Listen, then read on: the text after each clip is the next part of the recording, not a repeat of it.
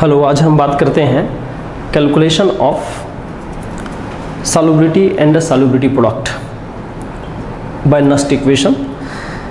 चलिए देखिए, calculation of solubility and solubility product, solubility and solubility product. ठीक है, अब हम पोटेंशियोमेट्रिक वो मेजरमेंट से, पोटेंशियल मेजरमेंट से ये दो टॉपिक को कवर करेंगे। कैसे दो टॉपिक को कवर करेंगे? By the help of Nernst equation. पहले थोड़ा सा ये टर्मिनोलॉजी है उनको क्लियर कर लेते हैं। समझिए, सॉल्युबिलिटी जो शब्द है, इस सॉल्युबिलिटी को हम लोग पहले भी डिफाइन किए हैं। It is indicated by S and the solubility means molar concentration. Molar concentration, molar concentration का मतलब मोलैरिटी है ना। कब? इन सैचुरेटेड सॉल्यूशन, ये जरूरी चीज़ है, सैचुरेटेड सॉल्यूशन। ठीक है, molar concentration in saturated solution. अब सैचुरेटेड सॉल्यूशन का क्या मतलब है? Solution in that state eight which equilibrium is setup between soluble part and insoluble part. तो उस पार्ट को हम लोग बोलते हैं सैचुरेटेड स्टेट। फिर अब कभी कभी उसको हम लोग दूसरे सेंस में ग्राम पर लीटर में भी शो करते हैं। तो ग्राम पर लीटर में करने के लिए क्या करते हैं भाई? मोलार जो भी सॉल्युबिलिटी है उसको मॉलिक्यूलर मास से मल्टीप्लाई करते हैं। अभी मैं इसको शो नहीं कर रहा हूँ, फिलहाल मैं एग्जैक्ट डेफिनेशन में चला हूँ, दैट इज़ मोलार कंसंट्रेशन। फिर आता है सॉल्युबिलिटी प्रोडक्ट। तो सॉल्युबिलिटी प्रोडक्ट, अगर सॉल्युबिलिटी पता है तो सॉल्युबिलिटी प्रोडक्ट पता है, मीन्स सॉल्युबिलिटी का प्रोडक्ट। ये भी मैं बात कर चुका हूँ पीछे कहीं पर। तो दोनों चीज़ें क्लियर है। सॉल्युबिलिटी प्रोडक्ट, जैसे मैं सॉल्युबिलिटी प्रोडक्ट, जैसे एक आध सॉल्यूशन के लिए सॉल्युबिलिटी प्रोडक्ट दे देता हूँ। सपोज ए बी साल्ट है, तो हम ए प्लस और बी माइनस ऐसे माइनस कर दें। और if the solubility of a is s, in here b minus is s, then solubility product will be s into s. तो इस तरह से सॉल्ट बदलने से टाइप बदलता है। सपोज एक टाइप और बता देता हूँ, AB2 सॉल्ट है। इफ़ तो यहाँ से A twice plus plus twice B minus, और इसका सॉल्युबिलिटी टोटल इसके सेंस में लेते हैं सॉल्युबिलिटी S, तो यहाँ ट्वाइस S और KSP इक्वल होता है S इंटू ट्वाइस S का स्क्वायर। तो यहाँ से हो जाता है क्या? 4S, और यहाँ से 2, यहाँ से 1 3, 4S क्यूब सॉल्युबिलिटी प्रोडक्ट। तो इस तरह सॉल्युबिलिटी प्रोडक्ट को डिफाइन करते हैं। तो ये केवल टर्मिनोलॉजी डिस्कस किया हूँ कि SP क्या है और सॉल्युबिलिटी क्या है। ठीक है, अब बारी आती है कैलकुलेशन कैसे होगा, what is the process of calculation. तो समझते हैं कि कंडीशन हम लोग को पहले ये सैचुरेटेड सॉल्यूशन के कंडीशन को थोड़ा ऑब्जर्व करना है। सैचुरेटेड कंडीशन देखें, एट सैचुरेशन या at saturated solution condition, at saturation लिख देता हूँ। हाँ, सैचुरेशन पर क्या होता है, आप लोगों को भी याद हो, सैचुरेटेड सॉल्यूशन बनाना बड़ा इजी काम होता है। करते क्या थे सैचुरेटेड सॉल्यूशन बनाने के लिए? हम लोग सैचुरेटेड सॉल्यूशन बनाने के लिए किसी इंस्पायरिंगली सॉल्युबल सॉल्ट को पानी में घोलते जाते हैं, और तब तक घोलते हैं जब तक कि वो क्या कुछ बच ना जाए, मतलब थोड़ा सा अमाउंट उसमें बचा रहे, और वो अमाउंट अब आगे डिजॉल्व नहीं हो रहा है। तो उस स्थिति को सैचुरेटेड सॉल्यूशन बोलते हैं। बट मज़ेदार पॉइंट ये है कि सैचुरेटेड सॉल्यूशन का मतलब बस इतना ही नहीं होता, उसके अंदर की फिनोमिना को अगर देखोगे तो हम लोग ये नहीं बोल सकते कि जब घुलना बंद हो जाए, वो दिखता है फिजिकली बट घुलना बंद नहीं होता। इंटरनली देखें तो जो पड़ा हुआ है इनसॉल्युबल पार्ट, वो सॉल्युबल हो रहा है, और जो सॉल्युबल है वो इनसॉल्युबल हो रहा है। एक इक्विलिब्रियम सेटअप होता है, सॉल्युबल इनसॉल्युबल इनसॉल्युबल सॉल्युबल, तो एक इक्विलिब्रियम सेटअप हो जाता है। तो जो सैचुरेशन कंडीशन है, या at saturation there is an equilibrium between insoluble part and soluble part. तो उस इक्विलिब्रियम के कारण ये जो प्रोसेस है, पूरा सेल रिएक्शन जिसके लिए हम बात करेंगे, यहाँ पर ई सेल क्या हो जाएगा? 0। ई सेल 0 हो जाएगा, है ना। अब ई सेल 0 हो जाएगा तो जरा देखिए, मैं दो चीज़ चेंज करूँगा नस्ट इक्वेशन में। अब चलो फ्रॉम नस्ट इक्वेशन बात करते हैं। From Nernst equation, Nernst equation का फुल फॉर्म ले लेते हैं, बाद में क्या चेंजेस करना है देखेंगे। जरा देखें, नस्ट इक्वेशन में E cell equals to E naught cell minus 0.0591 upon n log Q होता था वहाँ पर, यहाँ पर के होगा। और के कौन सा हम सॉल्ट के लिए लगाएंगे तो वहाँ देखेंगे। चलिए अभी मैं थोड़ा सा क्यू रखता हूँ।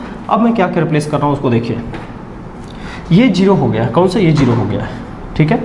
और ई नॉट सेल ये लीजिए माइनस 0.0591 अपॉन एन लॉग। अब हम सच इस कंडीशन पे आ गए तो हम लोग को के एस पी रखना पड़ेगा यहाँ पर। तो सिंपल है, बहुत सिंपल है। तो सिंपली क्या हो जाएगा, E naught cell equals to plus में 0.0591 upon n log K S P. बिल्कुल ये उसकी तरह है जैसे हम इक्विलिब्रियम कांस्टेंट का डिस्कशन किए थे। इक्विलिब्रियम कांस्टेंट और के एस पी एक जैसे एक जगह में रिप्लेस हुआ है। ये इसका फॉर्मेट है ना। तो हमको इसी फॉर्मूला की मदद से कैलकुलेट करना है। बस हमको क्या चाहिए, स्टैंडर्ड ई सेल चाहिए। और स्टैंडर्ड ई सेल अगर ना दिया हो तो क्या करेंगे, E naught cathode minus E naught anode करके निकाल लेंगे। और n number of electron transfer, K S P solubility product. K S P निकालना हो तो सबको इधर भेज के इसका पूरे का एंटी लॉक कर देंगे। तो ये अब आप इसको यूज़ कर सकते हैं। चलिए एक आध एग्जाम्पल लगाते हैं। एक पहले सिंपल एग्जाम्पल, उसके बाद एक पेपर का एग्जाम्पल कराऊंगा। तो पहले इसको मिटा के मैं एक एग्जाम्पल देता हूँ, पर एकदम सिंपल क्वेश्चन दूंगा। हाँ देखेंगे, क्वेश्चन देखें। क्वेश्चन लिखा है calculate the solubility product, calculate the solubility product, calculate the solubility product of AgBr in water, of AgBr in water at 25 degree Celsius from the cell silver oblique silver bromide का saturated solution, यहाँ पर ये consider कर दिया saturated solution. और यहाँ से AgBr ये सॉलिड है, प्रिसिपिटेटेड पार्ट है। और ऑब्लिक में लिख देता हूँ सिल्वर Ag। इस सेल का हमको पूछ रहा है सॉल्युबिलिटी प्रोडक्ट। और क्या दिया देखिए, ई नॉट गिवन है, E naught silver bromide oblique silver equals to 0.071 volt. और जो दूसरा दिया ई नॉट वो Ag plus oblique Ag equals to 0.799 volt. ये इस तरह का सिचुएशन हमको प्रोवाइडेड है। कोशिश करते हैं चलिए इसके कैलकुलेशन का। तो कैलकुलेशन मैं नीचे ही दिखा देता हूँ। ये पूरा क्वेश्चन का साइज है और कैलकुलेशन क्या है उसको देखें। हमको ये एनोडिक सेल दिया है और हियर इज कैथोडिक पार्ट। अब करना क्या है, स्टैंडर्ड गिवन है तो स्टैंडर्ड गिवन है तो मैं E naught cathode minus E naught anode करके ई सेल निकाल लेता हूँ। एक काम ई नॉट सेल। अब सोच रहे हैं कि कैथोड कौन एनोड कौन, तो ज़रा देखिए कैथोड कौन एनोड कौन सोचना पड़ेगा। सिल्वर से ये वाला हिस्सा है वो तो केवल सिल्वर से सिल्वर प्लस है और ये हिस्सा सॉलिड सिल्वर ब्रोमाइड से सिल्वर है। तो ये जो हिस्सा है ना, या वैल्यू के हिसाब से भी चेक कर सकते हैं आप, ये हिस्सा है वो कम दिया है और ये हिस्सा हायर दिया है। कोई बात नहीं, इससे कम और हायर से कुछ फ़र्क नहीं पड़ने वाला है। आपको रिजिड रहना है। ज़रा सोचिए AgBr जो दिया है ना वो सैचुरेटेड सॉल्यूशन, उसमें Br माइनस है और ये मतलब सिल्वर से सिल्वर प्लस मतलब ये वाला हिस्सा है। अब ध्यान रखें ये एनोडिक पार्ट है ये एनोडिक पार्ट है, यहाँ लिखा है, मैं वैल्यू देख के बात नहीं कर रहा हूँ, वैल्यू से अपने को स्पॉन्टेनियस नहीं बनाना है, सेल जैसा बना दिया मतलब अपने को छेड़छाड़ नहीं करना है, सेल अगर नॉन स्पॉन्टेनियस भी दिया होगा तो भी उसी में कैलकुलेशन चलना चाहिए। तो इसलिए मैं बोल रहा हूँ कि यहाँ से डिसाइड नहीं करेंगे एनोड कैथोड, यहाँ से डिसाइड करेंगे, सिल्वर से सिल्वर प्लस Br माइनस अलग। तो यहाँ अगर मैं कुछ देर के लिए क्वेश्चन करते वक्त इसको मिटा भी दूँ तो भी चलेगा।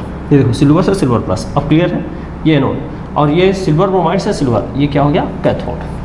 तो जरा देखिए कैथोड का वैल्यू कौन 0.071, एनोड का वैल्यू कौन 0.799, और ये देखिए अब ये माइनस में आएगा, माइनस, अब इनको घटा देना आप, तो ये जो वैल्यू आएगा वो आएगा माइनस में 0.728 वोल्ट। ये लीजिए एक हो गया। सॉल्वेटिव प्रोडक्ट करना क्या है, E naught cell equals to 0.0591 upon n log K S P, ये फॉर्मूला है। चलिए पुट करते हैं, मैं इधर राइट साइड में दिखाता हूँ, आप लोग बस पुट करते जाइए।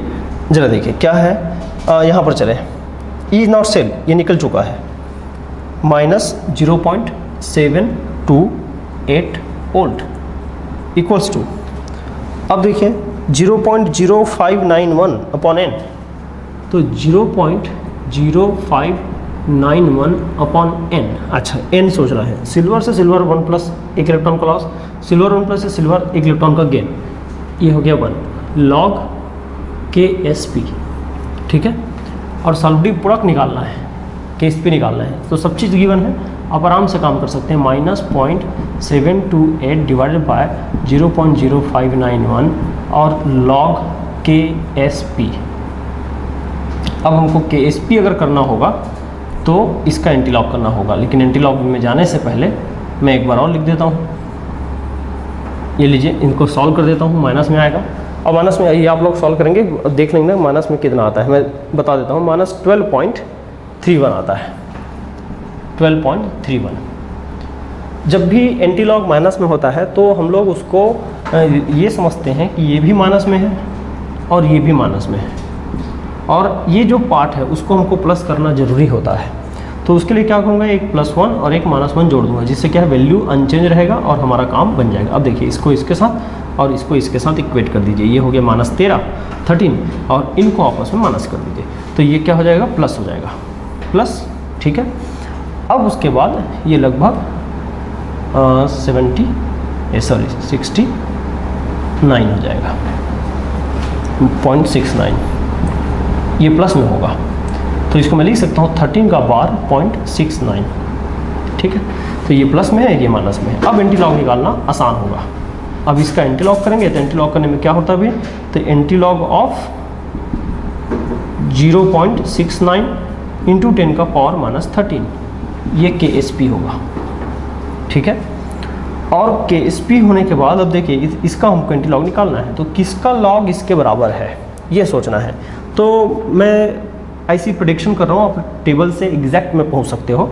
तो मैं ऐसी प्रेडिक्शन करूँ तो लॉग जो 5 है, 4 है, वो 602 होता है ना, और log 5 जो है वो 0.699 होता है, तो ये इसके लगभग है। तो मैं बोलूँगा इतने का जो आंसर है वो 5 के आसपास होगा, तो 5 इंटू 10 का पावर -13, ये इसका राउंड अप में आंसर है। तो ऐसा काम करना पड़ता है इसके कैलकुलेशन में, ठीक है। एक पेपर का सवाल लेते हैं, हाँ ये है क्वेश्चन। क्वेश्चन तो हो गया, इसके टाइप को देखिए, ई नॉट सेल, इस इलेक्ट्रोड का एक ई नॉट दिया है, ठीक है, और एजी सेल का केएसपी दिया दूसरा, तीसरा एक अलग टाइप का सेल दिया, जैसे ये तो केवल क्लोरीन का है, और यहाँ पर क्या किया, क्लोरीन को एक सेल में फिट कर दिया। ये क्लोरीन का इंडिविजुअल है, ये क्लोरीन का एक सेल में है ना, और हमको यहाँ और वहाँ दोनों में लगभग एक रिएक्शन हो रहा है, बट थोड़ा सा समझना है, क्वेश्चन काफ़ी लेंदी कर दिया है, पर दिखने में बिल्कुल ऐसा लग रहा है कि पहुँच से बाहर है, पर हो जाएगा, टेंशन नहीं ले। क्या होगा जरा देखें, मैं इसको समझाता हूँ। एक लॉजिक और समझना पड़ेगा। लॉजिक ऐसा समझना है कि सेल के दो पोटेंशियल को में से, दो पोटेंशियल में से एक पोटेंशियल हमारे पास है, दूसरा पोटेंशियल निकालना है। ये लॉजिक है, क्वेश्चन है और केस भी दे रखा है। तो मैं बोलता हूँ इस क्वेश्चन को सॉल्व करने के लिए या कोई भी सॉल्युटिव प्रोडक्ट का क्वेश्चन सॉल्व करो, सेल रिएक्शन ऐसे अरेंज होना चाहिए कि वो आयोनाइज होता हुआ दिखे। आयोनाइज होता हुआ दिखे मतलब तभी तो आप भाई देखो, जैसे यहाँ पर आयन से क्या बन गया, सॉलिड, तो ये क्या सॉल्युबिलिटी हुआ? बिल्कुल नहीं, ये तो प्रेसिपिटेशन जैसा है। तो मैं इसको सॉल्युबिलिटी का रिएक्शन मान के नहीं चलूँगा। सॉल्युबिलिटी में क्या होना चाहिए, कोई सॉलिड चीज़ घुल के आयंस में कन्वर्ट हो। तो एनोड कैथोड का सेल मिल के ऐसा रिएक्शन बनना चाहिए ओवरऑल जिसमें सॉल्युबिलिटी दिखे, मतलब आयनाइजेशन भी दिखे, तब तो मैं आयंस की सॉल्युबिलिटी की बात कर लूँगा। तो ये ना सेल अभी प्रॉपर अरेंज नहीं है। प्रॉपर अरेंज को तो पता चलेगा किसको एनोड मानूँ किसको कैथोड मानूँ। तो ज़रा देखें, पहले मैं वही काम करता हूँ। मैं एक काम करता हूँ, सिल्वर ये जो सॉलिड बना है ना, उसको थोड़ा सा अलग सेंस में लेता हूँ। कैसे अलग सेंस में? उल्टा लेता हूँ। सिल्वर क्लोराइड, इस वाले रिएक्शन को उल्टा ले रहा हूँ। थोड़ा सा पैसेंस रखेंगे। यहाँ देखें, ये आगे Cl2 निकाला, ठीक है, और सिल्वर प्लस निकाला, वो भी ठीक है। एक इलेक्ट्रॉन निकाला, इसको उल्टा लिया। क्यों? ये सॉलिड बनाना नहीं था, हमको आयन बनाना था। एक आयन बना, हमेशा आयन बनाने की कोशिश करना। चलिए, एक टारगेट हुआ, सिल्वर प्लस आयन बना। सॉल्युबिलिटी वाला रिएक्शन होना चाहिए भाई। तो सिल्वर आयन बना। फिर जब वो जो दूसरा इलेक्ट्रोड दिया है उसका सोचते हैं। ये इलेक्ट्रॉन लिया तो उसको इलेक्ट्रॉन छोड़ा तो उसको इलेक्ट्रॉन लेना चाहिए। कैसे करें लेने के लिए? Cl2 हाफ कर देते हैं, एक इलेक्ट्रॉन लेते हैं और यहाँ से Cl माइनस बनाते हैं। अब देखिए, ये Cl माइनस भी आ गया और ये ऐसा आ गया। अब यहाँ पर देखिए, ये ऑक्सीडेशन हो रहा है, मतलब ये एनोड है। ये दूसरा वाला एनोड की तरह बिहेव करेगा और जो पहला वाला है वो कैथोड की तरह बिहेव करेगा। अब जो भी होगा, यहाँ पर कभी भी स्पॉन्टेनिटी का ख्याल नहीं रखेंगे। स्पॉन्टेनिटी होगा, स्पॉन्टेनियस हो भी सकता है, नहीं भी हो सकता है ना, दोनों तरह से सॉल्युबिलिटी हो सकते हैं। अब सोचते हैं सॉल्व करने के लिए, ये कट जाएगा, ये कट जाएगा, क्लियर। Cl2 कट जाएगा, ये कैंसिल हो गया। बचा क्या भाई? जरा देखें, AgCl बचा सॉलिड में। राइट साइड क्या बचा? Ag प्लस बचा और क्या बचा? Cl माइनस बचा। इस तरह से सॉल्यूशन बचा है। तो ये बता रहा है अब मुझे जो चाहिए वो एकदम एग्जैक्टली मिल गया। कैसे मिला? देखिए, Ag प्लस को घोलेंगे तो AgCl को देखिए AgCl को जब हम डिजोल्व कर देंगे तो Ag प्लस और Cl माइनस मिलेगा। ये दिखा रहे हैं हाँ भाई, मुझे सॉल्युबिलिटी में यही तो होना था और यही तो चाहिए था, मुझे यही रिक्वायरमेंट था, तो इसलिए मैंने थोड़ा अरेंज किया। अब क्लियर हुआ किसको एनोड लेना है किसको कैथोड। अब देखिए, बहुत इजी हो गया क्वेश्चन। क्वेश्चन कैसे इजी हो गया मैं राइट साइड में सॉल्व करके दिखाता हूँ आपको। न्यूमेरिकल पार्ट पूरा राइट साइड में। कैसे? E not cathode minus E not anode equals to plus में 0.0591 अपॉन n और log Ksp। अब देखिए, कैथोड कौन? ये दिया है क्या? यस, 1.35। एनोड नहीं दिया है तो इनको रहने दो, और मेरे ख्याल से यही निकालना है ना भाई, इसी का पूछा है तो यही एनोड है। अब आगे क्या? 0.0591 इलेक्ट्रॉन चेंज कितना? एक का, एक इलेक्ट्रॉन चेंज। लॉग Ksp कितना? 10 का पावर -10, ये भी दिया है, ये लिखा है। अब ये -10 क्या हो जाएगा? सामने आके सामने माइनस आ जाएगा। 0.0591 इंटू -10 सामने, तो ये माइनस सामने और 10 यहाँ लिख दिया। अब ये log 10 1, यहाँ पर बन गया 1.35 E नॉट A। और फिर क्या बना? अब देखिए कि इस हिस्से में मुझे इसको थोड़ा एक कदम सॉल्व करना होगा, तो 0.591 इस तरह से 591 10 से गुणा किया तो, और ये माइनस में है। अब इसको 1.35 E नॉट A ऐसा मुझे लगाना है।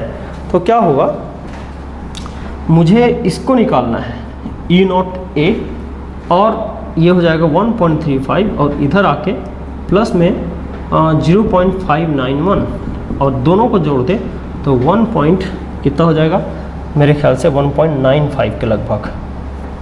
ये अब आप इसको देख लेंगे भाई, ठीक है। तो 1 और 5 9 5 14 का 4, यहाँ से 0, यहाँ से 1, यहाँ से 4 एक बचा, 5 3 8 9, 1.941 हो रहा है और 1.95 एक ऑप्शन है, इसलिए ऑप्शन हो गया क्या, डी। ये तो इसमें ये वाला पोर्शन को समझने में थोड़ा जोर लगा है, ये एकदम एग्जैक्ट है, कॉन्सेप्चुअल है। तो ऐसा क्वेश्चन को हमको सोचना पड़ेगा, थॉट प्रोसेस को थोड़ा बढ़ाना पड़ेगा। ये एक टॉपिक मैंने कवर किया।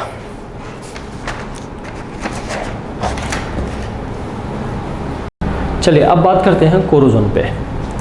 कोरोजन ऊपर लिखा है, तो कोरोजन है क्या? कोरोजन को मैं एक इनके सबसे कॉमन एग्जांपल से समझाता हूँ। कोरोजन का सबसे कॉमन एग्जांपल है रस्टिंग इन आयरन, जंग लगना लोहे में, रस्टिंग इन आयरन। तो एक लोहे के परत पर जब जंग लगता है तो ये प्रोसेस कहलाता है कोरोजन। कोरोजन के साइंस को समझिए, मैं दो तरह से समझाऊंगा। अभी मैं डेफिनेशन नहीं निकाला हूँ, डेफिनेशन में जाऊँगा थोड़ी देर बाद, पहले मैं दो चार कुछ चीज़ बातें कर रहा हूँ, वो सब कुछ चीज़ को समझिए। आयरन के दो फॉर्मेट को समझिए आप। आयरन जब नेचर में मिलता है तो नेचर में वो ओर्स के फॉर्म में मिलता है ना, ऑक्साइड ओर्स मोस्ट कॉमन है। तो वो जो ऑक्साइड ओर्स है ना, उसका फॉर्मूला देखें, Fe2O3, हेमेटाइट बोलते हैं, Fe2O3। ये आयरन का नेचुरल फॉर्म है, नेचर में, प्रकृति में, धरती के अंदर, अर्थ क्रस्ट में वो इसी फॉर्म में मिलता है। एकदम प्योर आयरन भी होता है, लेकिन प्योर आयरन की बात नहीं कर रहे हैं, जो निकाला जा सके वो ये फॉर्मेट होता है। अर्थ क्रस्ट की बात, अर्थ कोर की बात नहीं कर रहे हैं। अब यहाँ देखें, ऑक्साइड ऑफ दी आयरन जो नेचर में होता है वो ये है, लेकिन हमने उसको जो हम डेली घरों के यूज़ के लिए जिस फॉर्म में लेके रखते हैं वो है प्योर आयरन। थोड़ी बहुत कार्बन वार्बन होता है, लेकिन जनरली आयरन होता है जीरो ऑक्सीजन स्टेट में। यह है, यहाँ पर आप ऑक्सीजन स्टेट निकाल लेना, +3 में दिखेगा आयरन, यहाँ जीरो ऑक्सीजन स्टेट। और मज़ेदार बात यह है कि जो रस्ट का फॉर्मूला है, रस्ट या जंग का फॉर्मूला है, उसमें Fe2O3 थोड़ा सा नमी होता है, इसलिए XH2O। तो वो वाटर को अगर छोड़ दो, वाटर क्रिस्टलाइजेशन को, तो ये देखिए ये फॉर्मूला और ये फॉर्मूला बिल्कुल सेम है। ये तो आप इससे कुछ इसकी कहानी समझ रहे होंगे कि रस्टिंग प्रोसेस और नॉर्मल प्रोसेस को समझिए। नेचर में इस फॉर्म में मिलता है, हमने उसको खींच के कहाँ ला दिया, यहाँ ला दिया है, फिर वापस वो नेचुरल फॉर्म में ही जाने की कोशिश कर रहा है। इसका मतलब क्या हुआ, rusting is the process by which metal, reduced metal, returns to its natural oxidized form। जिस फॉर्म में नेचर मिलता है उसी फॉर्म में ये वापस लौटने की कोशिश कर रहा है। तो यही तो प्रोसेस कोरोजन है ना। कोरोजन क्या है, वो अपने कोई भी रिड्यूस्ड मेटल अपने नेचुरली स्टेबल ऑक्सीडाइज्ड फॉर्म में जब जाने की कोशिश करता है, तो ये process of such conversion known as corrosion. ये कोरोजन और रस्टिंग सिर्फ एक एग्जांपल है कोरोजन का, है ना। कॉपर में भी हो सकता है, आयरन में भी हो सकता है, लेकिन ज़्यादा दिखता है आयरन में, इसलिए हम आयरन को पढ़ेंगे। अब बारी आती है, चलो ठीक है, अब रस्टिंग और इसका एक जनरल चीज़ हो गया, मैं बोल दिया कि कोरोजन प्रोसेस क्या है। अच्छा, एक चीज़ और बोल देता हूँ कि आयरन से यहाँ तक जाना, या पहले देखता हूँ यहाँ से, ओर्स से प्योर आयरन निकालना, ये कोई इजी प्रोसेस नहीं है, इसमें काफ़ी टफ काम होता है ना। कैसे टफ काम होता है भाई, माइन से निकाल के लाते हैं, उनको भट्टियों में तपाते हैं, भिलाई स्टील प्लांट में काम होता है, फिर उसको रिड्यूस किया जाता है, तब ये आयरन बनता है। करोड़ों खर्चा होते हैं इस पर। अब इसका मतलब ये है, इसमें ताकत लगाया जाता है। This is non spontaneous process, non spontaneous process. लेकिन प्योर आयरन को अगर छोड़ दिया जाए तो कुछ भी मत करो, जंग ऐसी लग जाता है। कहने का मतलब ऑटोमेटिक जंग लगता है, इसके लिए किसी भट्टी में तपाने की ज़रूरत नहीं है। तो ये ऑटोमेटिक होने वाला प्रोसेस है, दैट इज़ स्पॉन्टेनियस प्रोसेस। तो आप याद रखिएगा, जो रस्टिंग प्रोसेस है वो स्पॉन्टेनियस है, ऑटोमेटिक होने वाला है, और जो ऑक्साइड से प्योर आयरन बनाने का प्रोसेस है वो स्पॉन्टेनियस नहीं है, इसके लिए ताकत लगाना पड़ता है। तो हम पढ़ रहे हैं इस प्रोसेस को, और ये प्रोसेस जो है इलेक्ट्रोकेमिकल सेल के फिनोमिना को फॉलो करता है, एक टाइप का इलेक्ट्रोकेमिकल प्रोसेस है। तो अब मैं बात करूंगा इसके मैकेनिज्म पर। क्लियर हो गया यहाँ तक? अब हम रस्टिंग इन आयरन पर डिटेल चलते हैं, समझें। रस्टिंग इन आयरन में मैं बोलता हूँ कि रस्टिंग इन आयरन का जो प्रोसेस है, it is a electrochemical process. It is a electrochemical process. ये इलेक्ट्रोकेमिकल प्रोसेस है। ये इसमें जो सेल रिएक्शन होता है ना, वो गैल्वेनिक सेल के इक्विवेलेंट काम होता है, गैल्वेनिक सेल के इक्विवेलेंट काम होता है। तो वही सब कुछ चीज़ को देखना है। इलेक्ट्रोकेमिकल सेल है एक तरह का।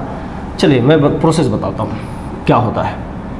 सपोज करो एक आयरन का सिंपल सा एक रॉड है ना, ऐसे, और इस आयरन के रॉड में आयरन के हिस्से को ही मैं दो भाग में बांट रहा हूँ, ठीक है।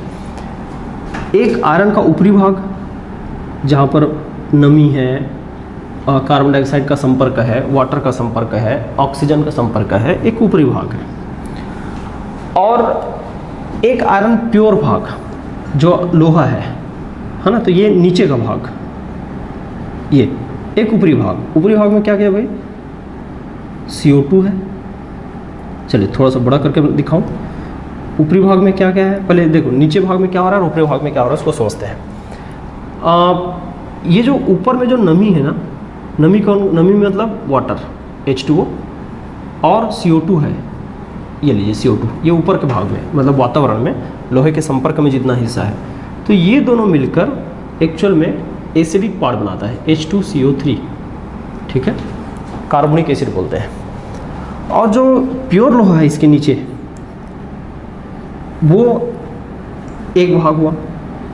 मज़ेदार बात यह है कि ये वाला जो हिस्सा और ये वाला हिस्सा में से जो प्योर आयरन है वो एनोड है और ये वाला हिस्सा कैथोड है।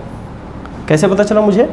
क्योंकि आप आयरन और हाइड्रोजन का इलेक्ट्रोकेमिकल सीरीज में जगह जानते हैं। आयरन ऊपर आता है एनोडिक में, -, में होता है, और हाइड्रोजन 0 में होता है स्टैंडर्ड वैल्यू। तो ये एनोड है। तो एनोड में क्या होता है भाई? ऑक्सीडेशन। क्या होगा? Fe2+, क्या निकलेगा? 2 इलेक्ट्रॉन, इस तरह से।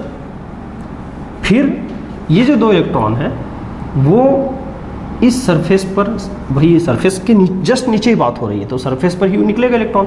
तो ये जो 2 इलेक्ट्रॉन निकला ना, वो कहाँ जाएगा? सरफेस के कांटेक्ट में। और जैसे सरफेस के कांटेक्ट में गया तो सरफेस में क्या है? H+ है ना, H+ है, ऑक्सीजन है। तो ये सरफेस के साथ मिलकर 4H+ ले लेता हूँ बैलेंस करने के लिए। यहाँ पर ट्वाइस ले लेता हूँ, ये ट्वाइस, यहाँ पर ट्वाइस, और यहाँ पर 4H+ O2 के साथ ये 4 इलेक्ट्रॉन लेके रिड्यूस हो जाएगा। और क्या हो जाएगा कि ये वाटर बना लेगा, 2 वाटर मॉलिक्यूल। ये सेल रिएक्शन पूरा हुआ। इस सेल रिएक्शन के पूरा होने से आयरन ऑक्सीडाइज हो गया और एक वाटर मॉलिक्यूल निकल गया, है ना। मतलब जो ऑक्सीजन था वो वाटर में कन्वर्ट हो गया इसी के संपर्क में। अब अभी पूरा नहीं हुआ है, अभी सिर्फ सेल रिएक्शन पूरा हुआ है, लेकिन अभी रस्ट नहीं बना है एग्जैक्टली। तो अब क्या होता है, ये जो अगले स्टेप में अब सरफेस पर ही होगा सब कुछ। आयरन जो 2+ बना वो फिर से ऑक्सीजन के साथ बाइंड करता है और ऑक्सीजन के साथ बाइंड ऑक्सीडाइज करके Fe2O3 बना लेता है, ठीक है। अब वो बैलेंसिंग अप करते रहेंगे। अब ये Fe2O3 बना, यहाँ पर एक लंबा चौड़ा प्रोसेस होता है, चलिए पूरा कर देता हूँ मैं। 4Fe2+ होता है और O2 होता है, और O2 के साथ साथ यहाँ पर H+ भी होता है। मैं पूरा बैलेंस करके देता हूँ आपको, है ना। अब यहाँ से Fe2+ है, O2 है, 4H2O है, सॉरी एक मिनट, ये जो ऑक्सीजन आयरन 2 प्लस है वो इस तरह से ऑक्सीडाइज होगा O2 और प्लस वाटर 4 मॉलिक्यूल वाटर, और ये बना लेगा यहाँ से Fe2O3 ऐसा, और H प्लस Fe2O3 और H प्लस, यहाँ से ट्वाइस, यहाँ पर 4 और यहाँ पर 8 H प्लस, ऐसा बना रहेगा।